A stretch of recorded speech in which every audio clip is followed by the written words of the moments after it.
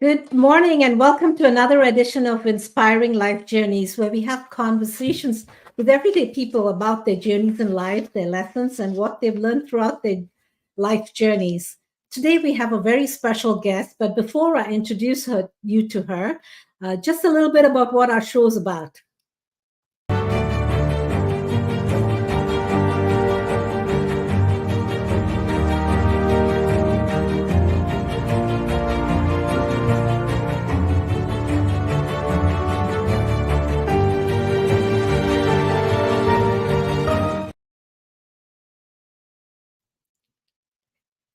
Like I said, we have Bibi LeBlanc, and I'm going to bring Bibi onto our stage here. Hi, Bibi. Welcome to our show. Thank you. Thank you for having me, Shanta. No, I'm so glad that you could Nice make to it be here here. today. So, I'm going to just give a little bit of introduction. I know you've got plenty to share, but just wanted to give a little bit of background of who you are and what people can expect from today's show. Okay. So, Bibi is an entrepreneur and a world traveler with a passion for storytelling and creating community. Born and raised in West Berlin during the Cold War, she received her education in business administration before embarking on a career as a flight attendant. She fell in love with skydiving, which kind of brought her here to the US, and we'll hear more about her story during that time over there.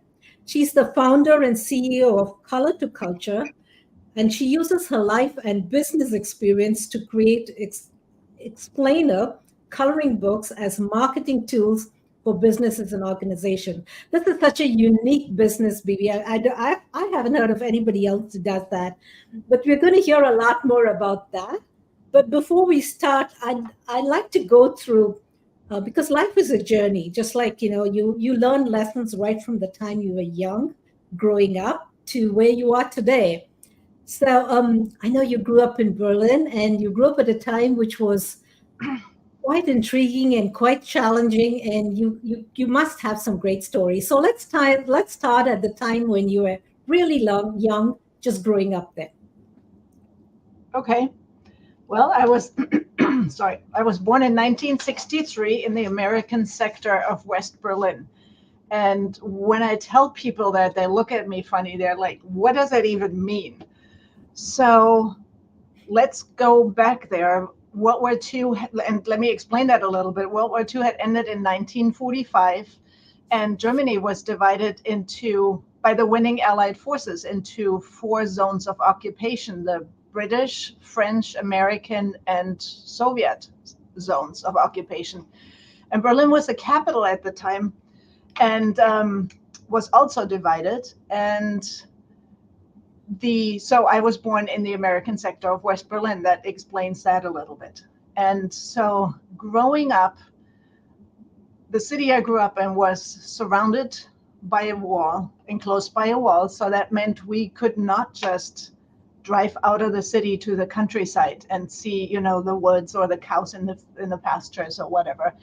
And I felt that pretty acutely. And if we wanted to go to West Germany. So Berlin, I don't know if I said that, was inside the Russian sector. So for us to go to West Germany, to the Western Allied zones, we had to travel through East Germany, the Russian sector, which was always very difficult and scary going through the checkpoints that were set up. And it was very timely. And so I didn't like it at the time growing up then. Now it's very interesting to look back on that time and understand more about the background. As a kid, it was just, I grew up with it. That was the world, the way the world was. I didn't know any different. And so my dad's brother's family lived in East Berlin.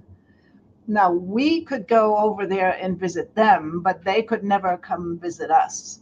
But again, going through the checkpoints was always scary because we were not allowed to bring a lot of things over for them. Like we could not bring any printed materials, no papers or books or anything, because it was considered capitalist propaganda. And, we could bring coffee or whipping cream, maybe clothes, but nothing else. And so then we would go visit them for the day. We had to be back out by midnight. We had to exchange currency from West marks to East marks, which weren't worth anything really, but we had to exchange them 1 to 1. And we couldn't exchange it back when we came back out. And Mm. so going through the checkpoints, we would get there. Let's say we were going there by car. We would get to the checkpoint. They would have everybody, they would collect our IDs and then had everybody get out of the car. They would lift up the back seats. Back in the day, you could do that. They would put a little mirror on wheels under the car and checked everywhere around. They had this long, flexible rod that they stuck into the gas tank to see if we were smuggling anything, currency mostly, I guess, or printed material. And that was scary, especially knowing my dad would always smuggle stuff over. Like in the door panels, he would always find a place to smuggle things over, and that was scary. And one time we bought tomato plants for my aunt and uncle's garden, and at the checkpoint, we weren't thinking anything about it. At the checkpoint, they said, well, you can't bring these because the flower shop had wrapped them in newspaper. And we just didn't think in that moment, but they confiscated not just the newspaper, but the tomato plants too. So yeah, that was an interesting time to grow up in Berlin. I'm just glad I grew up on the western side of Berlin. Mm. That must have been kind of real nerve-wracking, right? To go through that every time when you needed to go. It was. Um, And the yeah. worst part was, like, I had 2 cousins that grew up over there, and they would tell us stories. Like they weren't allowed to listen to like Western music, you know, and or American music, anything like that, or they um, would have problems in school just because they knew they had relatives in the western part of Germany and they would come visit. So they'd have to really watch out. And but where I was going with that, my dad would sometimes joke and say, "Oh, why don't we swap out the cousins? We'll leave you here and we'll take the other 2 over to West Berlin." And to this day, I don't know if he was joking about that or if he was seriously considering that. I'm glad he never did it. Well, that would have been an experience for both of you. Yeah. Well, and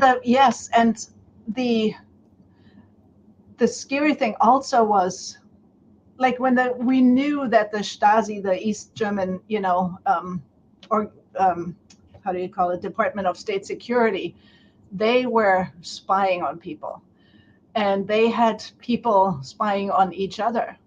And so when the grown-ups, my parents and my cousin's parents, wanted to talk, they knew we would go for long walks by the river so they could talk freely, because they could never talk in the apartment where they were, you know.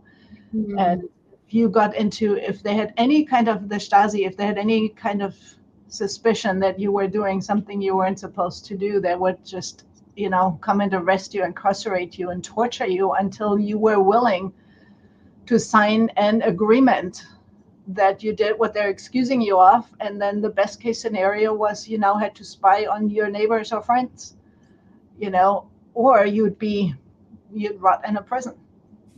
And I visited one of those on one of the recent visits, and it was horrible, horrible conditions. No better than the Nazis were in their time. What they did, Mm. Hmm. yeah, really something. So yes, to this day, I'm eternally grateful I was born on the west side of Berlin, not the east side. My life would have been very different. Different. What was it like for your cousins living there? What stories did you hear from them? Well, we didn't talk a whole lot about it. We were kids and we were playing, but I know that they had trouble with, the music they could listen to and what they wanted to listen to, especially in Berlin. People in Berlin could receive the broadcasts from the West, so they could listen to Western music and radio shows and that kind of stuff. Further out in East Germany, they wouldn't have reception, but so I think the Western LA's got a lot of message across through East Berlin. And Hmm. but as kids, we didn't really talk that much about it, what it was. Hmm. Every once in a while they'd say, somebody came to school with a plastic bag from a German store and they got into trouble, and things like that. Hmm. So yeah. So I know your dad would have, going back and forth every time was a challenge. But did he have any other challenges just in everyday life and living there? My dad's brother. Or your dad or your dad's brother? Yeah, Well, because they're both on two different my sides. Mhm. my dad, yeah, was in West Berlin. He didn't have any trouble. The interesting thing is both my parents actually grew up in what then became East Germany, what then became the Russian sectors or zones. And so, but my dad saw the writing on the wall and left in time. Mm. And what's interesting is I didn't find this out until just a couple of years ago. His brother, they would meet in West Berlin because between 45 and 61, when the wall was actually built, people could cross over and go back and forth to some extent. It wasn't real easy, but you could do that. So they would meet in West Berlin, and they were talking about, coming over, the brother and his wife, and then the mom who still lived over there, and another cousin. And so they met on August 12th, 1961, and said, "We're ready. We're coming over. We're just going back to get the moms." And that night, the construction of the wall began. Oh. And that, yeah, it gives me chills still. Like it chokes me Mm. up. And their life was, for the next almost 30 Change. years, their life was changed. And yeah, would have been very different. Hmm. Hmm. Just If that they had timing, right? Yeah. And my grandmother, too, my mother's mom, she was a war widow and she had 4 young children, and, raised them in East Berlin and saw it coming too, saw things happening, didn't like what she was seeing. And in 1959, she slowly started moving things over to West Berlin. And they really couldn't you couldn't just get a moving truck, put up all your furniture and bring it over. That would have been suspicious. They would have stopped you and not let you do that. They would probably had her arrested. So they brought stuff over in like baby carriages, small stuff, books and kitchen things, and just, little by little, and then settled in West Berlin. And Mm. so, yeah, When you think of the thing, think about it, it's not that many years ago that things were so different, yeah. right? And then tell me about the time when all this changed. You were still there, were you? And still in Berlin? I was No, I left, like, I could not wait to get out of Berlin because I felt, how enclosed we were. And so I knew when I finished high school, I wanted to leave. And it just so happened I met a guy just 3 months before finishing high school, and he lived in West Germany. And so as soon as I finished, I moved to West Germany, and that was early 82. And the Hmm. wall didn't fall till 89. Okay. So you had moved So in. Mhm. yeah, I was a flight attendant at the time, was Lufthansa, and I lived in Frankfurt. And my mom called me one day. I had just come back from a flight to Africa, I think. And my mom called me and she said, "The wall just fell." And I'm like, "What are you talking about?" Like, it was so not in the realm of possibilities for Mhm. me to ever see that. And that I'm like, "What?" And so my roommates and I, we jumped in the car and started driving towards Berlin. So on the Autobahn, we saw East German cars coming the opposite direction. And it was the weirdest thing because never seen them, on our roads. And it was very Mhm. strange. So then we got to the first checkpoint. Remember, you had to drive through East Germany to get to Berlin, right? So we get to the first checkpoint from West Germany into East Germany late one November night, like 11 o'clock or something at night. We get there. And normally it would have been deserted at that time of day. But what we found here was just incredible. This is the Autobahn. There were cars parked left and right. You can't park on the Autobahn on Hmm. any normal day, like you can't park on the freeway here. The Right. cars parked for like 500 yards or something.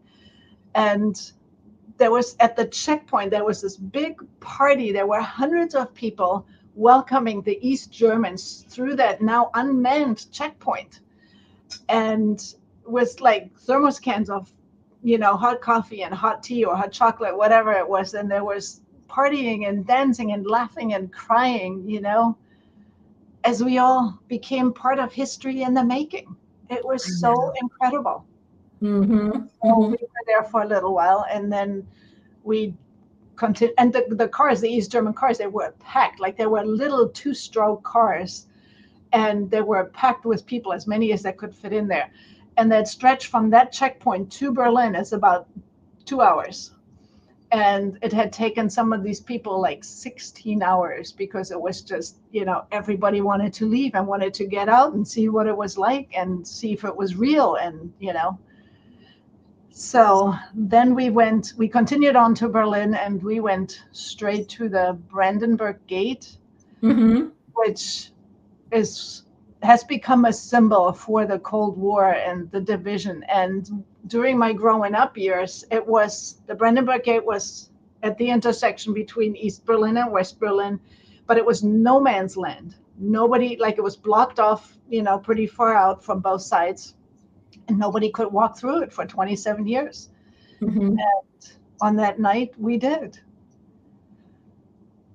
And it's so good. And every time I go to Berlin, I usually go every year. Every time I go there, and walk through it. And I know. yeah, Yeah. That's such a symbolic place. Yeah, we visited there, and what a change that was for that all the yeah, people who were coming out, and for you to be able to experience it as well. Just to see what it was and what was going to be like. yeah, That's yeah. It was amazing. incredible. So That's yeah, great. I have a little piece of the wall The right here. wall. Right. Yeah. That's So great. yeah, I have one So picture. what was it like for your uncles? When did they get out from there? They actually, my aunt and uncle ended up continuing to live. I mean, they came out to visit and stuff, but in the end, they remained there. Both my cousins, my cousin Henrik actually had left through Hungary before the wall came down because Mm. things were starting to, open up in other places, and so he left through there a few weeks, I think 6 weeks or so before the wall came down. But my other cousin Heike, she now lives in Western Germany near Frankfurt, and yeah. Yeah. And I, After all that's been their home for so long, and when things yeah, change, yeah, it's tough to uh, do anything different. But yeah, I'm glad that at all, you were able to see them through those time periods yeah. when things were tough, and what a making in history that you were able to witness that. I just went back to one of the places where they lived, I think last year or so, and I was reflecting on growing up there and was saying to my cousins how, I felt like when I was there, because that was a little bit outside of Berlin, a little bit countryside. There was a lot of water and little rivers and stuff. And like I felt it's so ironic because I felt freer there when we were visiting there and we're playing out in nature than I was felt in West Berlin, because we could never really leave there. But when Mhm. we visited East Berlin, once we were there and we could play out in nature and stuff, it almost felt freer than on the other side, which, I know it wasn't because of all the spying and the government, what they were doing to these people. So, but that was just interesting to think That's back. great. Yeah. Okay, so that was your life when you were the flight attendant there, and then let's continue on to what brought you to the US and how that happened, and um, the Yeah. story behind that.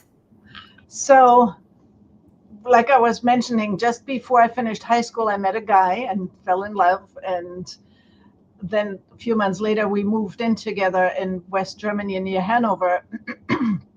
And he was a big fan of the US and specifically California. And he said, let's go in the summer.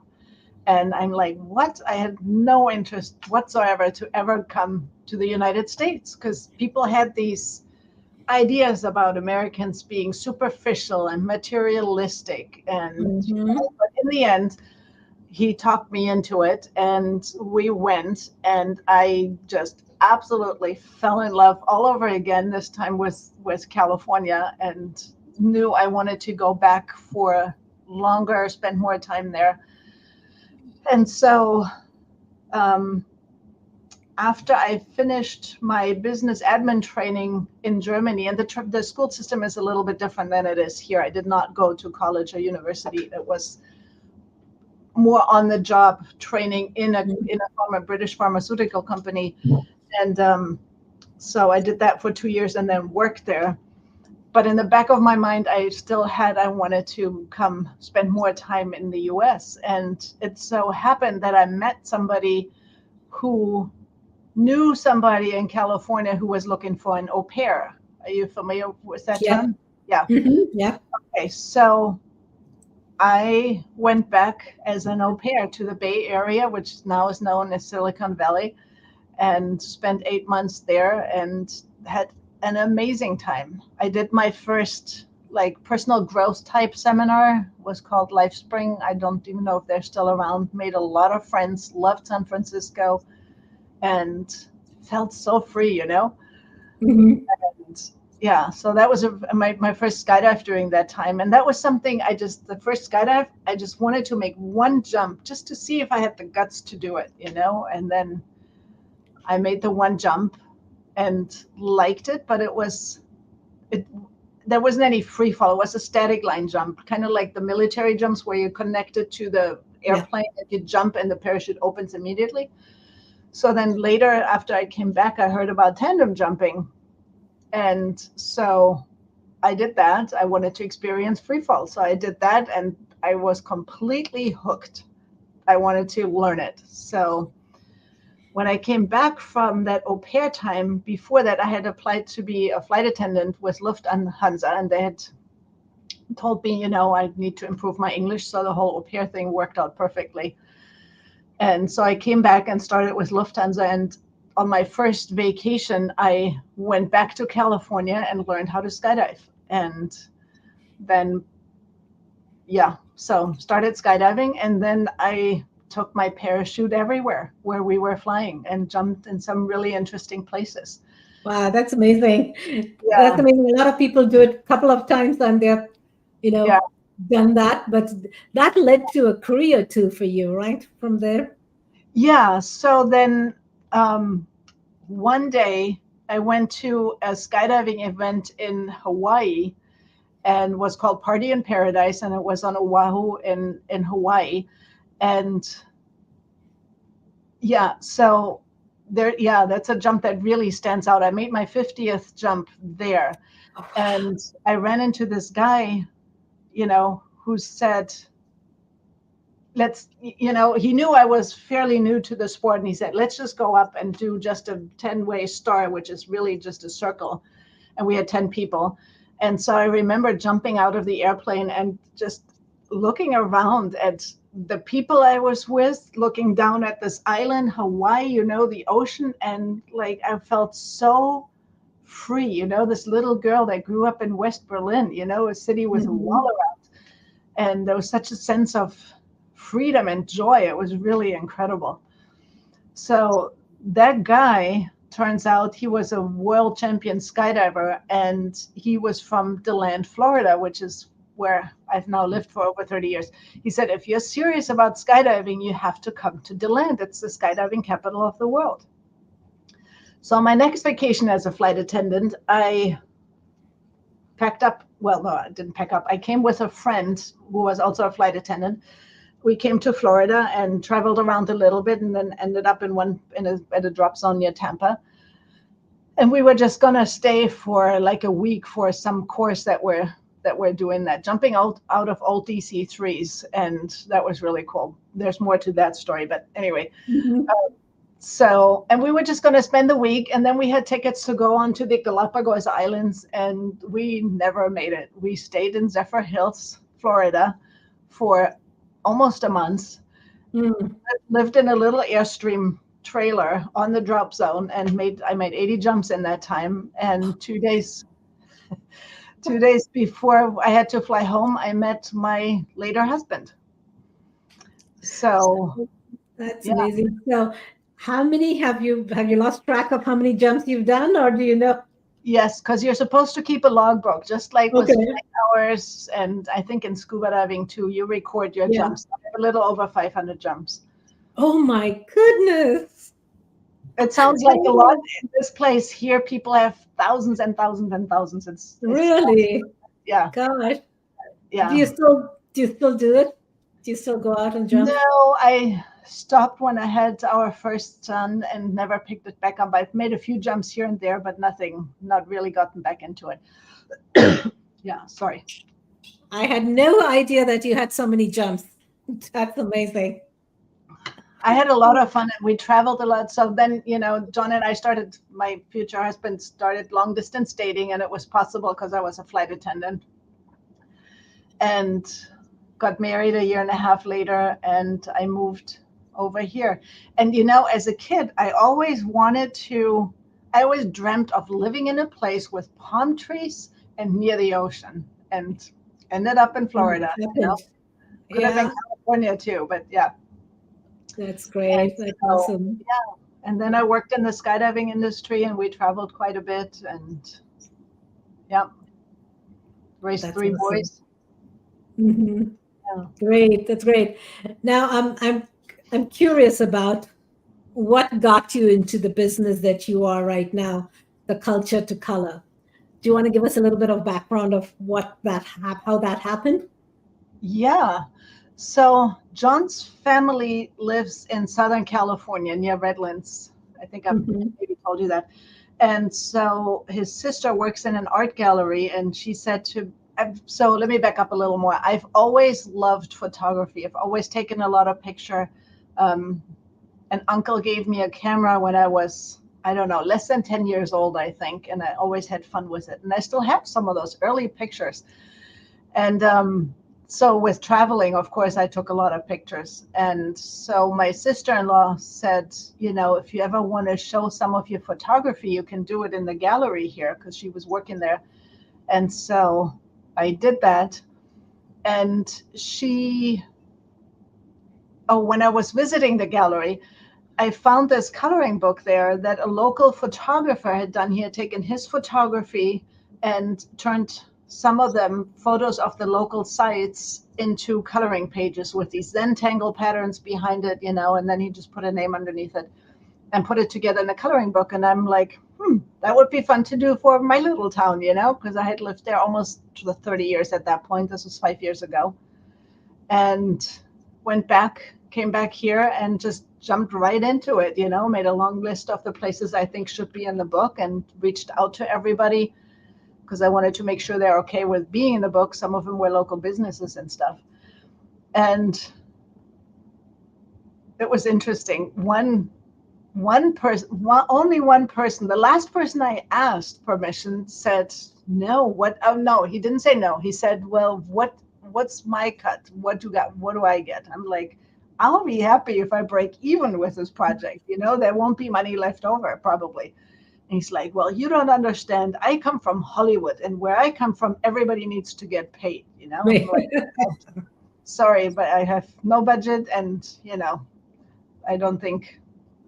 Yeah, so Yeah. that person didn't make it. Everybody else was happy with the outcome. And so I sat down, I found graphic designers online and created my first coloring book about my little town DeLand here, and have skydive DeLand in there and some other interesting places and all the local sites. And that was so much fun. It was fun because I learned so much from the people that were like behind the scenes or running the places. Like I love asking people questions and finding out what makes them do what they do, and just like you're doing, with your Hmm. podcast. and hearing their stories. And it was so much fun that I decided to do a second book and a third book about local small towns in the area here. And that's kind of how I got started. And then a year later, 2019, I had in my head the whole time that I wanted to do a book about Berlin at some point, because it's really my hometown. But it's so, like, there's so much history there and so many sites. It's like I could do 12 books about Berlin probably. And so, but 2019 turns out it was the 30th anniversary of the fall of the wall. And so I thought, I'll make it about that. And it became Berlin Divided, Berlin United. And it was the first bilingual coloring book that I did. It's English and German. And also the first one that became an Amazon bestseller and Nice. #1 bestseller, the one and only so far. And also won the first book award. And so that was, That's that was great. really That's great. great. Yes. Yeah. And So, so, Bibi, your books are just not the coloring pages. Each one comes with a story, right? yes, they come Cool. with descriptions because I like for people to know what they're coloring. And I wanted to share some of the information some of the things I learned from talking to the people. And so I wanted to include that. And in the first 3 books, it was really just 2 or 3 lines under the coloring page. It wasn't much. But then with the Berlin book, it had to be a little bit more. And so I put it on the opposite page. Excuse all the flags there, but so it looks like this. Nice. And Mm-hmm. so English and German. And yeah, because there's so much information and I wanted to share that. And it's, the things I found interesting, I was sure other people would find interesting. Plus it tells more of a story. Mm-hmm. The Berlin book, like with all the books, I have a little bit of history in the beginning, like in the introduction, a page or so. And with the Berlin book, I shared a little bit of my story of growing up there, like I did with you just now. Mm-hmm. But yeah, Yeah, that I think that makes it so special because it's just not pages after pages of just coloring. You know what you learn about what you're coloring, and and just the story makes it interesting. yeah. And I think it becomes a good teaching tool then too, because like Yeah. the Berlin book, language schools could use it or high schools to learn about that time and make it more engaging than just reading, a few paragraphs in a textbook, Hmm. you know. Yeah. One of the Yes. really successful books that you had was about Chinatown, Mm-hmm. right? You told me about that, and I was so intrigued about it, and I loved all the pictures that you had. So tell us about that project of yours. Yeah, so I have a very good friend in Palo Alto, and um, we reconnected after a long time of not being in touch. And I was telling him about the coloring books, and he started helping me with editing and stuff. And um, made a connection to somebody in San Francisco, Chinatown. And so, from an entrepreneur's perspective, what's interesting is so at this point, I had figured out that selling books it's hard to make money doing it. If you sell a book for $15 on Amazon, the author gets maybe $1 because everything else goes, to Amazon, to Mhm. the printing cost and all of that. So um, I had created another book, Endangered Animals of North America, that was English and Spanish, and had let people take sponsorships for different pages to pay for the creation of the book. And that did really well too. And Mhm. then Chinatown came along. So I made a connection with a lady in Chinatown who runs a nonprofit organization, and they commissioned me to do the book about Chinatown and, Mhm. their different traditions and the culture and those kinds of things. And a little light bulb went on, and I'm like, that's a much better business model, getting books um, commissioned, doing Right. commission work for people who want the books. And that's kind of how I got into the little explainer coloring books. And we can go there in a minute. The Chinatown book, yeah, it looks like this.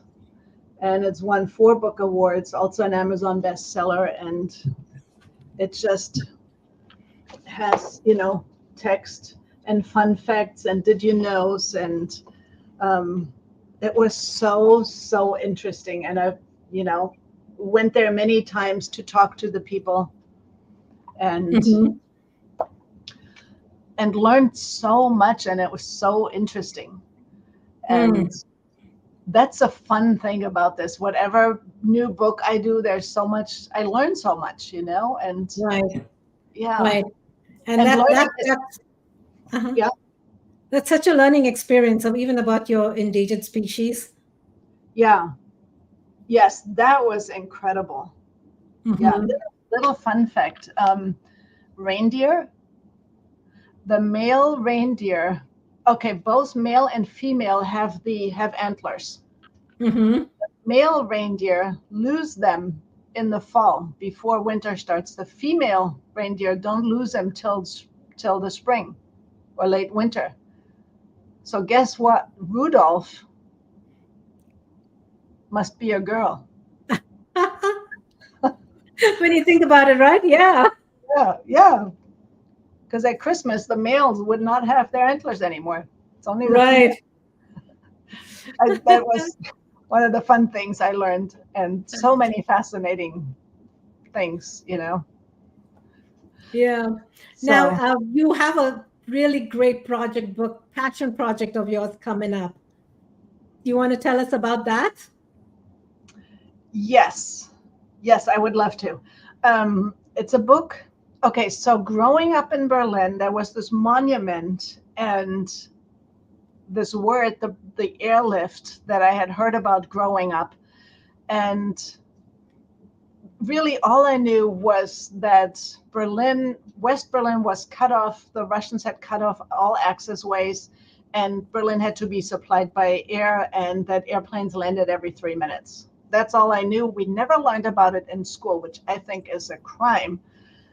And so I was in Berlin in May, a few months ago, and toured one of the airports that was one of the airlift where that monument is. And it's not an airport anymore, but I Hmm.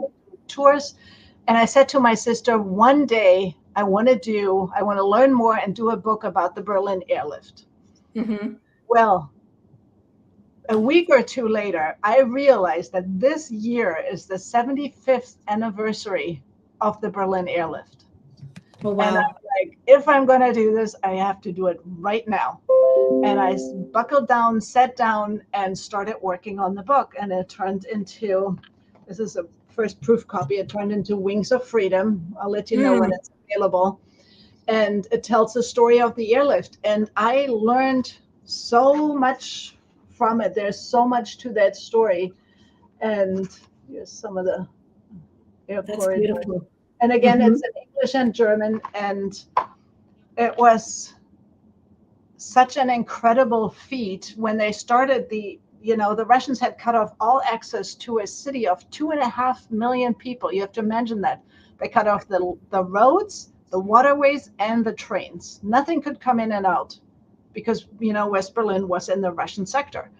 And the Russians wanted the Western allies out of Berlin and spread communism. And, Berlin was their first stop, or their next stop. Wasn't their first stop, obviously, but their next stop. And the Americans just weren't having it. So they decided they were going to bring airplanes in with supplies and coal and whatever a city of 2.5 million people needed. And they were thinking in the beginning, oh, we're just buying time, we're going to keep communicating or negotiating with the Russians. And then they're like, nope, you're going to have to stop that in the winter anyway, because it's going to be too cold and too foggy and you can't keep this up, you know. And in the end, they kept it going from the end of June 1948 into May 1949. And they had takeoffs and landings every 3 minutes on average, 24/7. And that is just gives me goosebumps. And it's such an incredible feat what they accomplished. And the people who made it happen, who organized it, who fought that it would even happen. And it took all the right people in the right places to pull this thing off and make it happen. And in the end, the Russians, by April or May, the Russians signaled okay, you can keep this up forever, and ended the blockade. And so that's a story I feel like is worth telling, because, like I said to you, Shanta, we're divided on so many different topics, every imaginable topic, from politics to race to sex to whatever. And this story, we have so much we can learn from that. If we could keep communicating and work together, we can make anything happen. Anything is possible, if we just So keep true. talking and not shut each other out and judge each other. And so I feel like there's a lot of lessons we can learn from it, and it's a story worth retelling and for people to know about, old and young, really. And Yeah, so this yeah. is not specifically a children's book. I mean, you saw the images are not super simple, and but it's like for the whole family, and to share and read it together and talk about it. Yeah, yeah. So, And is that out already, or is it coming out? not quite. It'll be out soon. We had some setbacks with a layout, but we're getting there. It should be out in the next couple of weeks, Shanta, and I can Okay. let you know, and Oh, when that's that's great. happening. That's Yeah, great. for sure. Yeah. I'm so Um, excited about it, yeah. and tells a Maybe, story. Yeah, sorry. yeah, all your books, how can people, what's the best way for people to get the books if they want to order your books? They can either order them through their local bookstore if they want to support their bookstores, or of course there's Amazon. But all the books are available through bookstores. They can order them. And so, yeah, Oh, Amazon, that's just great. put in my name, and they'll find all the books that we have. And well, those books that we talked about, we do a lot of Excellent. like little business books like this for businesses. Yeah, I wanted you to And mention yeah. To so, tell us a little bit about, because you have two types of books that you can get, right? The business book, which is the generic one, as well as custom ones. I think a lot of businesses would be interested in something like that.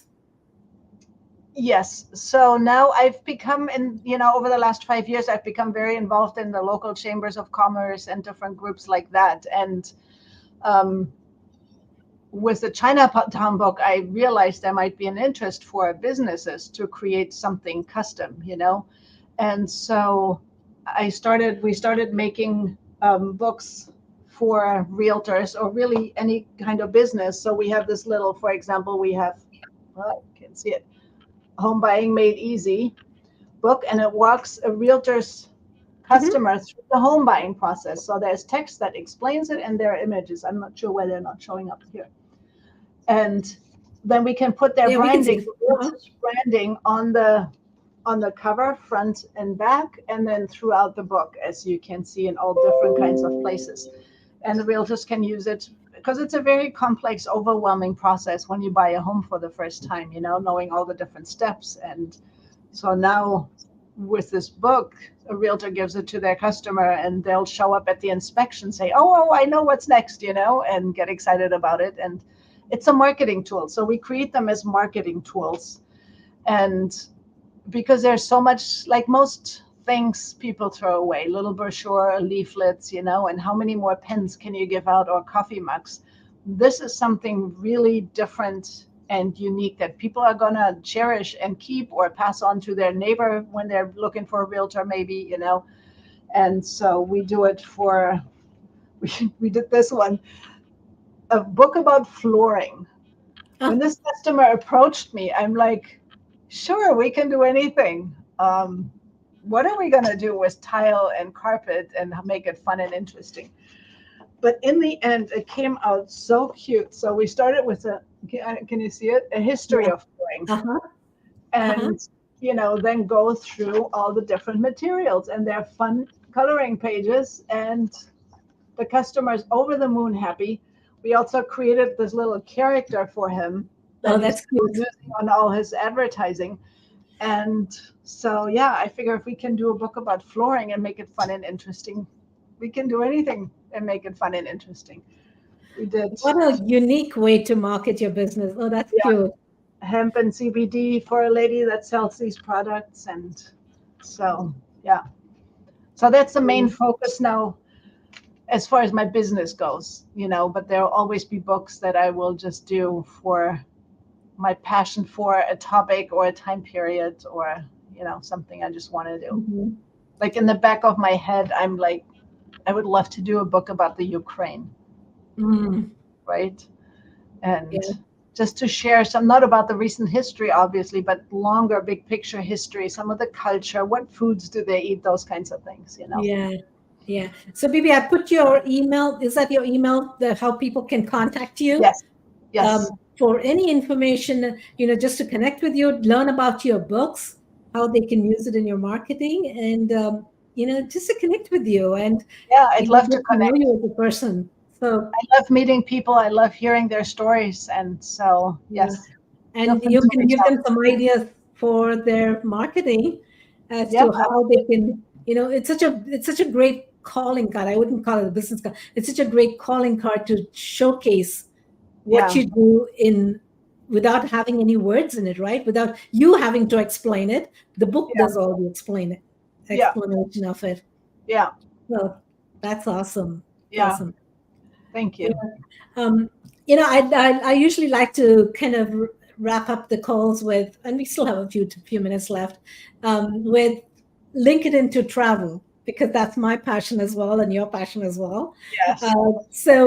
Can you tell me one one or two of the places that you visited and what you liked best about them? I know it's going to be tough, but I'm going to just ask you to narrow it down to maybe a couple. Oh my goodness, that is tough.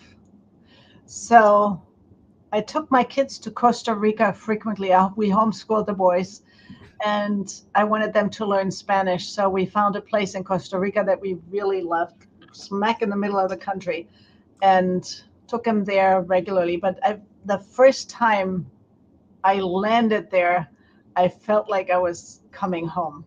Mm, And I can't even really put my finger on why that is because I have traveled so many places, but that was a real interesting, yeah.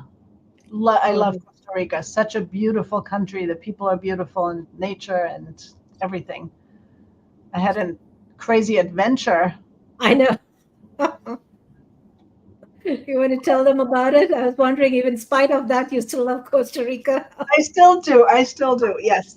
So one time I went there with a couple of friends, not with the boys, and we were just going to be there for I think 5 days. Some airline had really cheap flights, and we just decided to go like 2 days later, and went there, and I got bit by a very venomous snake, and in all the times that I had been to Costa Rica, and I'd never even seen a snake. And so that happened one night. And yeah, that was an adventure. The people that I was with, I was staying with friends, and I stepped out. We were out in the country, dirt road near a river, and I was in flip flops. It was pitch black at 6 p.m.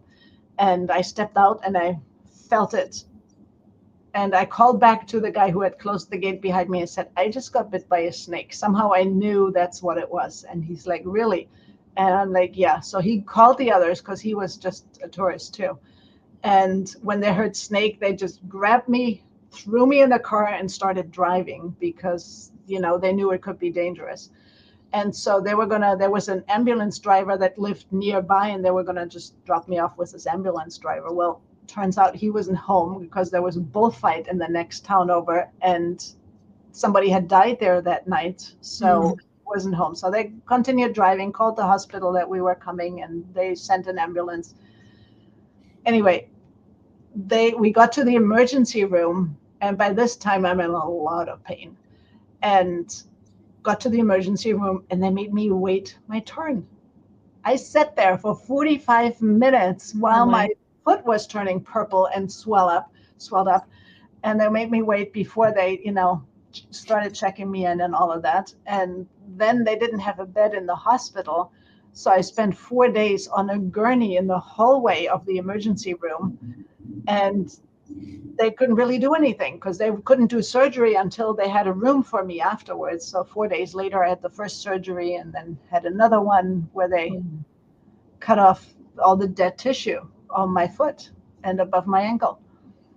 And then after that, I basically said, I'm going home. And I had a wound vac attached to it. And a friend of mine flew back to Florida with me. And yeah, it's a long story. Anyway, I had another surgery in the hospital here. And then it took 2.5 years to completely heal because it was a pretty big wound. And what an experience. Not only the bite, but yeah. go through that. Yeah. Yeah. Okay. So I'm just glad it happened to me and not to one of my kids when they were little. It could have been a whole lot worse. And okay. Not something That's one of your favorite places. What is one place that you would like to travel to, which you haven't been to? I haven't been to Ireland. Really, I haven't spent much time in England. I've been to London, but not much outside of England. And there's some beautiful places. I'd love to go to New Zealand. Haven't been there, And my sister lives in India, actually. She's married to an Indian. So I'd like to spend more time. Yeah, spend more time in Tamil Nadu. Oh, really? Okay. Where's your family from? That's where my family originally is from, Tamil Nadu. Yeah, but we grew up in Bangalore. But very familiar with those. I had no idea she'd lived there. Yeah, she's actually. Have you visited her? What's that? Have you been there? Twice. When she got married, I had a 9-week-old baby. That was crazy. That was interesting. But yes, I did. Oh, that's good. Like 15 years later, I was there. So it's been a little while. And I'd like to go back. Yeah, you should, especially when you're there. I feel like the more I traveled, the more I realized there's so much more to see. My bucket list, the travel bucket list keeps getting longer, not shorter, because you hear about new places and different places. And the world's just a beautiful place. Yeah, many, many pages in it, like your books, Yeah. And I'm so glad that you're, you're a world traveler and you love to travel. That's my passion too. Yeah. But that's great. So, Bibi, I'm going to wrap it up again with telling people how to reach you. It's bb@culturetocolor.com. Check out Bibi's books on Amazon. So when they're searching on Amazon, what's the best way for them to look for your books? You look for Bibi LeBlanc. Is probably the best way to find them. Yeah. We also have a series of mandala books that I did with my sister. I don't know if you know about these, but you'll find these too, like a whole rainbow series of books. So, yeah. So just look up Bibi LeBlanc. Type that in and you'll find them all. Great. Thank you. Thank you so much. Colored images. I would love to see your colored images. Oh, yeah. Yeah. Send them or post them and tag us or something. Right. It'll be a great way to put some reviews on, when they put the reviews, to put some of their color too. And that'll be great. That'll be great. Yeah. Thank you in advance. So thank you, Bibi. Thank you for joining us on the show today. And everyone, do reach out to Bibi. And if you'd like to share, subscribe, and like and comment. And get to know Bibi and get to know her coloring books. And they are, like she said, they're great marketing tools. And I hope you get some connections out of this here. Yeah, if you want to know about the marketing tools, go to culturetocolor.com to get more information, or reach out to me and we can talk. Okay, I'll go ahead and put that on the comment too. As well. Culturetocolor.com is your website, right? Yeah. Okay. Awesome. Okay. Thank you, and we'll look forward to having you on one of our later shows to hear more about your books. Thank you so much. This was fun. My first podcast ever. Oh, nice. You did great. Thank you, Bibi. Thank you, Shanta. Okay, here we go. Now just a little bit of an outro, and we'll wrap it up.